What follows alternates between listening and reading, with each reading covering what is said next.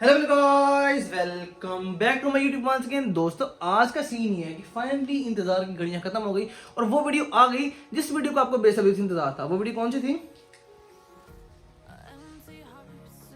वो वीडियो थी हमारी ए जी ई और इधर छोटा सा नुक्ता आई का भी आना है। दोस्तों, ये चीज इंसान की हर इंसान की जिंदगी में बहुत अहम किरदार अदा करती है और जितनी ये अहम है उतनी ये सेंसिटिव भी है कि लोग क्या करते हैं कि अपनी आधी से ज्यादा जिंदगी इसके पीछे बर्बाद कर बैठते हैं कि वो जल्दबाजी कर लेते हैं। उनको पता नहीं चलता कि हमने क्या करना है और वो फिर आगे ना सिर्फ अपनी जिंदगी में अजियतें बर्दाश्त करते हैं बल्कि अपनी सारी खानदान और अपने इर्द गिर्द के लोगों को भी के तानों का शिकार भी बनते हैं और उनकी अजियत का बायस भी बनते हैं। तो आज हमने बात करनी थी कि व्हाट इज लव मैरिजेस क्यों 90% फेल होती हैं और इसके पीछे की कहानी क्या। हालांकि लव तो बड़ी अच्छी चीज़ है, बड़ी सोहनी चीज़ है। पहले मैं बता दूं कॉमेडी बना के ज़ाफर साहब तुम मैंने क्या कि बहुत चंगी शायद है, बड़ी सोहनी शायद है। हम तुम आप ही कही जाते हो कि जी 90% लव मैरिजेस फेल हो जाती हैं। ओके होंदा ਉਹਦੇ बारे डिस्कस करो आज। अब ये सीन है कि हमें पता है कि दो किस्म की मैरिजेस होती हैं। एक होती है अरेंज मैरिज,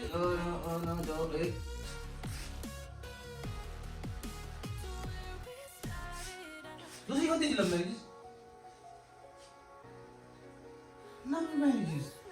उजैफा साहब, आपने कहा कि 90% लव मैरिज फेल होती हैं, 10% ये फेल होती हैं।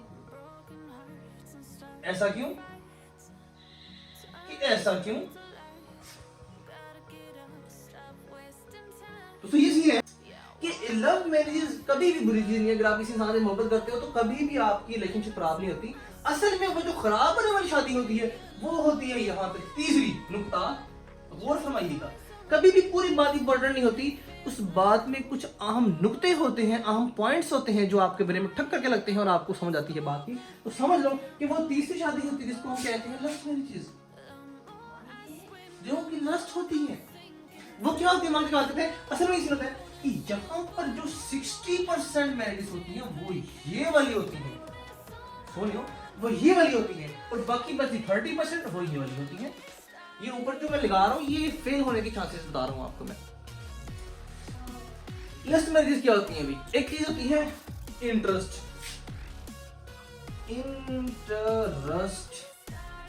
मेरी राइटिंग थोड़ी सी बुरी है क्योंकि मेरा मकसद आपको पढ़ाना नहीं है। अगर आप किसी बड़े टीचर से पढ़ोगे तो आप एक अच्छे काबिल स्टूडेंट बन जाओगे। अगर आप मेरे से पढ़ोगे तो आप उस्ताद बन जाओगे। दोस्तों, इंटरेस्ट क्या होता है? दोस्तों, इंटरेस्ट ये होता है कि फॉर एग्जांपल ये एक पेंसिल है। ये पेंसिल बहुत सोहनी, बड़ी चंगी, बड़ी इदों ते उदों ते बड़ी चंगी ते यही मैं लैनी ते मैनू यही चाहिए, मैं यही लेनी चाहता हूँ, मैं यही लेना चाहता हूँ ये बंदा। अब क्या हुआ कि कोई भी चीज ऐसी है, ना सिर्फ पेंसिल की बात कर रहा हूँ, आपकी गाड़ी होगी, आपकी बाइक होगी, आपके पैसे होगी, फलाना कहाँ हो गया, कोई भी ऐसी चीज इंसान की ये फितरत है कि जब उसको वो चीज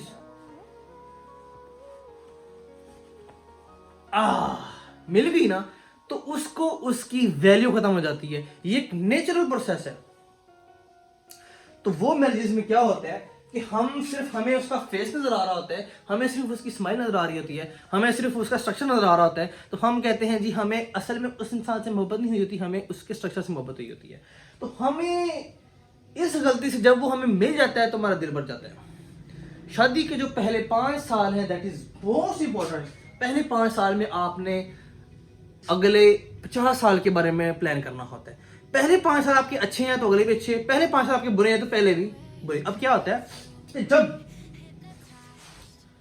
जब आप इस चीज में शादी कर लेते हो, आपको सिर्फ उसकी स्माइल चंगी लगी तो मैं वही कुड़ी जानी। अब जब आप वही ले लेते हो तो आपका दिल भर जाता है, तो आपके पास फिर और कोई चॉइस नहीं होती। क्यों? क्योंकि मेरी बहुत बड़ा ताल्लुक है। ये ना सिर्फ इस जमीन का ताल्लुक है बल्कि मरने के बाद भी जो आपकी बीवी होगी वही आपकी जन्नत में भी बीवी होगी। वहां जो हूरों का जिक्र है वो हूरे नौकर के तौर पे हैं, वो हूरे वही हूरे नहीं है। ये जिंदगी में भी, जिंदगी के बाद भी आपका वही इंसान आपके पास रहेगा। अगरचे वहां जाके उसके जो बुरी की वो साइड है वो खत्म हो जाएगी, लेकिन फिर भी इतनी अहम चीज है। तो जब आप सिर्फ उसकी स्माइल को देख के कर लेते हो तो स्माइल के बाद जब 5 साल के बाद, जब 2 साल के बाद उसका रियल फेस सामने आता है तो आपको पता लगता है यार ये मेरे टाइप का बंदा है ही नहीं। मैंने गर्म पानी पसंद, इनको ठंडा पानी पसंद, मुझे चाय पसंद, उसको कॉफी पसंद। तो ऐसे करते करते करते करते करते क्लैशेस बढ़ते हैं, क्लैशेस के बाद फिर आगे जाके उनके डिस्टेंस बढ़ते हैं, और जब डिस्टेंस बढ़ते हैं तो इंसान डिप्रेशन में जाता है और दोनों के ताल्लुकात खराब होते हैं। तो मैंने ये बात की कि 60% हम निकाल ही लो कि जो मैरिज आपने सिर्फ उसकी लस्ट के लिए की है, उसकी किसी खास चीज के लिए की है, उसको आप लोग निगलेक्ट कर दो कि वो उसके फेल होने के चांसेस बहुत ज्यादा होते हैं।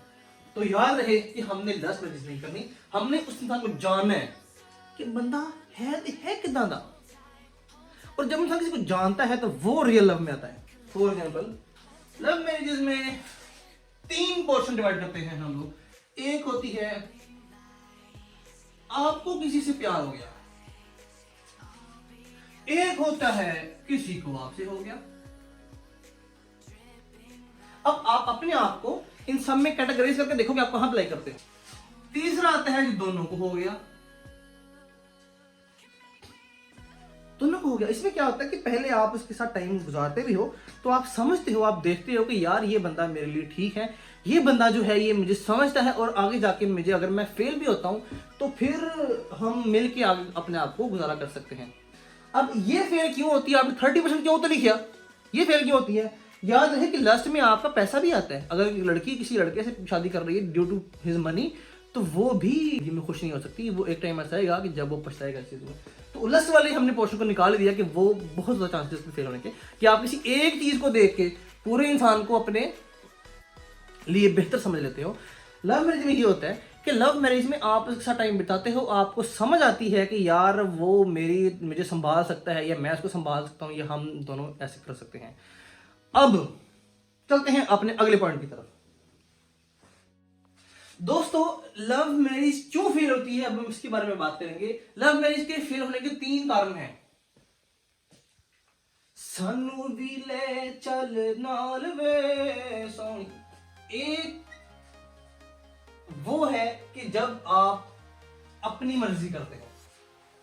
अपनी मर्जी कैसे करते हो कि हर इंसान की जिंदगी में 2 पहलू होते हैं, एक उसका शौर, एक उसकी इमोशंस। की बोले मैं एक उसकी शौर में किसको कह रहा हूं, उसकी अकल को कह रहा हूं। उसकी मैं अकल की बात कर रहा हूं कि अगर एक अकल होती है जी, आप मुझे देख रहे हो, जैफा पढ़ा रहा है, जैफा समझा रहा है, जैफा बोर्ड यूज कर रहा है, जैफा पेंसिल यूज कर रहा है, जैफा ने ऐनक पाई हुई, जैफा ने आ भी पाया तो आ भी पाया, ये आपकी अकल काम कर रही है कि आप हर पहलू को देख रहे हो। लेकिन अगर आप सिर्फ ये देख रहे हो जैफा सोना वो दे ओ इदा दे ओ इदा दे ओ इदा दे सोना दे इदा इदा मुंह घुमाऊगा ते फला, अब यहां पे आपका शौर काम नहीं कर रहा। अब आप सिर्फ मेरे एक पहलू को देख रहे हो। यहीं पे गड़बड़ होती है कि आप जल्दबाजी में क्या करते हो, आप जल्दबाजी कर रहे थे शादी करने में, कि आपकी जो फीलिंग्स हैं, आपके जो इमोशंस हैं, वो आपकी फीलिंग्स को दबा के बर्बाद कर देते हैं। एक हमने एक बात किया कि जब हमने अपनी नोट कंट्रोल की इमोशंस, हमने अपनी इमोशंस को कंट्रोल नहीं किया, हमने अपनी सेंसेस को यूज नहीं किया, हमने आराम से बैठ के सोचा नहीं कि क्या वो इंसान मेरे लिए वाकई ठीक है कि नहीं ठीक, तो तब हमारी मैरिज फेल होती है। बाकी मेरा मैरिज अच्छी चीज बुरी चीज नहीं, किसी का बुरी नहीं है। दूसरी फेल की क्लास आती है, अगर आप देखना चाहते हो कि आपकी मोहब्बत वो ठीक है या नहीं ठीक, तो एक चीज होती है नेचर। मेरे मोस्टली दोस्त जो वो इंडियन भी हैं, तो मैं स्लो उनको बताना चाहूँगा कि नेचर क्या होती है, तो मैं उनकी तो थोड़ी बाद में लेके आऊँगा। तो हम जान लेते हैं कि नेचर होती है हमारी इर्द गिर्द की नेचर। नेचर में कौन आते हैं? नेचर में असल में आते हैं अल्लाह ताला। हमने ये पढ़ा दुनिया की सबसे अहम किताब में कि जोड़े आसमानों पर बनते हैं। अब वो बात बिल्कुल ठीक है, तो अगर तो आपका जोड़ा उसके साथ बन चुका है बंदे का, तो नेचर आपकी हेल्प करेगी रिच आउट करने में उस बंदे को। अगर आप देखते हो कि शादी से पहले नेचर आपकी हेल्प कर रही है, अम्मी भी मान गई, अबू भी मान गया, फलां भी मान गई, यार ये तो अपने आप को ही जा रहा है। नेचर आपकी हेल्प कर रही है, आप देख रहे हो आपसे कोई नाराज ही नहीं हो रहा, आपकी शादी में कोई रुकावट नहीं आ रही। अगर तो रुकावट नहीं आ रही तो इसका मतलब नेचर आपकी हेल्प कर रही है। तो नेचर जब हेल्प करेगी, यार यही तो हेल्प नहीं करती। जो बाकी लव मैरिजेस फेल हो रही हैं वो क्यों फेल हो रही हैं कि यही नेचर इसमें हेल्प नहीं करती। तो नेचर हेल्प नहीं करती तो मतलब होती है कि नेचर रोक रही होती है इसको। जब आपका बच्चा को चॉकलेट खा रहा है, छोटा बच्चा चॉकलेट खा रहा है, तो बच्चे के लिए वो चॉकलेट दुनिया की सबसे मजेदार चीज़ है, लेकिन आपको पता है कि यार वो उसके दांत भी खराब करेगी, उसकी बैल को भी नुकसान दे देगी। इसी तरह जो हमारे अल्लाह ताला हमारे जो क्रिएटर हैं उनको पता होता है सारे पहलुओं का कि ये इंसान इसके लिए नहीं बना हुआ, तो वो आपको इशारे भेज रहा होता है कि यार नहीं सोने देख कितने काम ना कर तू। लेकिन जब हम अपने अकल को यूज नहीं करते, अपने इमोशन के ऊपर ले जाते हैं, तो हम फिर शिकार होते हैं लव मैरिज के फेलियर का। ठीक है दोस्त, आखिरी बात ये टेंशनलेस। अगर आपको किसी रिलेशन को लेकर टेंशन है ना, अजियत है, आपके माइंड में कोई तकलीफ है, तो समझ लो वो मैरिज ठीक नहीं। जो आपके पेरेंट्स ने देखा, मेरा फोन आ रहा है, 2 मिनट मेरा बात सुनो उनका, ठीक है ना। रियली सॉरी दोस्तों, मेरे कुछ दोस्त आ गए थे, तो हम बात हैं अपने टॉपिक की तरफ।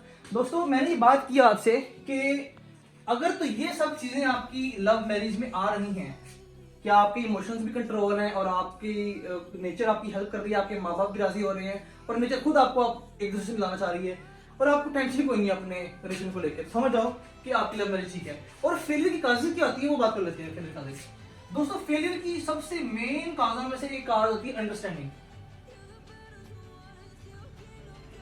अंडरस्टैंडिंग नहीं होती है हमें आपस में, हमें पता नहीं होता कि हमने किसकी रिस्पेक्ट करनी है।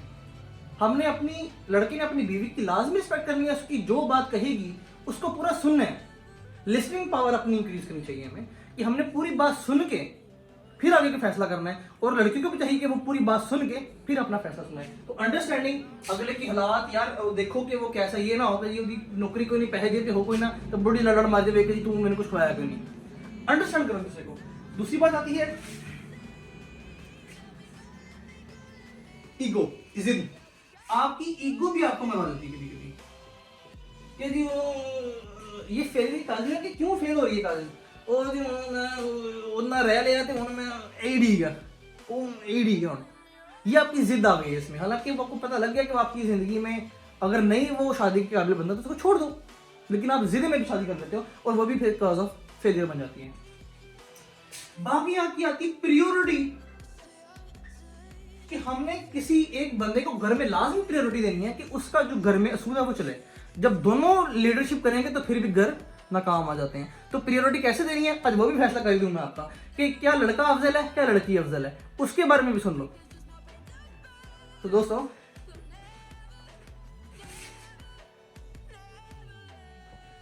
क्या लड़का अफजल है, ओहो या लड़की अफजल है, दोनों में से किसकी हुक्मरानी चलेगी घर के ऊपर और वो अच्छी रहेगी। मैं कहता हूं जो अच्छी रहेगी, ठीक है। अगर तो दो लड़का लड़की चल के जा रहे हैं या कोई काम कर रहे हैं या उनका आपस में कोई ताल्लुक नहीं है, तो याद रखो वो दोनों इक्वल है। लड़का और लड़की का काम बिल्कुल सेम होगा जब उनका आपस में कोई ताल्लुक नहीं होगा, लेकिन जब वो उनकी शादी हो जाती है, उनका ताल्लुक कहीं हो जाता है, तो याद रखो कि लड़के का काम एक स्टेप ऊपर हो जाता है। ऐसा हमारे कुरान ने भी कहा, ऐसा हमारे इस्लाम ने भी कहा। क्यों कहा? क्योंकि जो लड़के के ऊपर जिम्मेदारी ज्यादा होती है। लड़के के ऊपर आपको भी सोचना कि जो लड़का होता है वो अपनी पूरी फैमिली के बारे में सोच रहा होता है और लड़की सिर्फ अपने बारे में सोच सकती है मोस्टली। इसलिए हमें चाहिए कि हम एक लीडरशिप लाजमी कायम करें घर में, प्रायोरिटी देना सीखें और उसकी बात को समझें, अपने फैसले ना सुनाएं, उसको समझें। तो ये कुछ पॉइंट्स होते हैं, इसमें रिस्पेक्ट भी आ जाता है, सब कुछ में आता है, बात इसमें आ जाती है। और फेलियर में एक बहुत बड़ी बात बनती है जो होती है पास्ट, कि आप अपने पास को भूल नहीं पाते, पास में हुए हादसा, पास में हुई की बातें नहीं भूल पाते। अगर अपने पास को लेके बैठे रहोगे, मेरे ना इदा करता सी, मेरा फलाना बंदा सी, तो बहुत चंगा सी, तो तब भी आपकी फेलियर हो जाती है। और आखिरी पॉइंट होता है फेलियर का, वो होता है कंपैरिजन। जब आप अपने पार्टनर को किसी से कंपेयर करते हो कि जी वो चंगा ये ऐ चंगा, वो चंगा ये ऐ चंगा, फिर कॉज ऑफ फेलियर का साथ आपको देना पड़ता है। फिर हमारी जो शादी है वो हो जाती है फेल। होप सो ये पॉइंट्स वो हैं कि जो अगर आपकी शादी में आ रहे हैं तो ये अच्छे पॉइंट्स हैं। ये वो हैं कि जो 22 बनेंगे आपकी फेलियर का फेज होने का। अब थोड़ी सी बात कर लेते हैं अपने टाइम पर हमें अरेंज मैरिज की। अरेंज मैरिज में 2 पार्ट होते हैं। एक होते हैं आपके पेरेंट्स, आपके पेरेंट्स से किसी को देखा कि वो लड़का भी ठीक है लड़की ठीक है तो आपस में ब्याह कर देना था, ये पेरेंट्स की होती है। दूसरी होती है खानदानी, आपकी दादी में ड्यूटी लाती जी मेरा पोता उधर ही हुआ, लेकिन ये फिर भी इससे काफी दर्जे अच्छी होती हैं। क्योंकि इसमें आपके दो खानदान जुड़ते हैं आपस में। इसमें ये होता है कि अगर तो आपने स्टैंड लिया घर की तरफ से तो सारा ब्लेम आपके ऊपर आएगा जी, तेरी गलती थी, तेरी चॉइस थी। और इंसान की चॉइस उल्ट होती है, मैं पहले वीडियो में बता चुका हूँ मतलब वाली वीडियो में। यहाँ पर पूरे खानदान आ जाते हैं, किसी एक का इशू होगा, एक का इशू नहीं होगा, वो पूरे खानदान का इशू होगा, तो इनको सोल्व करना भी आसान होता है। खैर होप सो आपने आज की वीडियो की होगी जो है, और कुछ ना कुछ लाजमी सीखा होगा।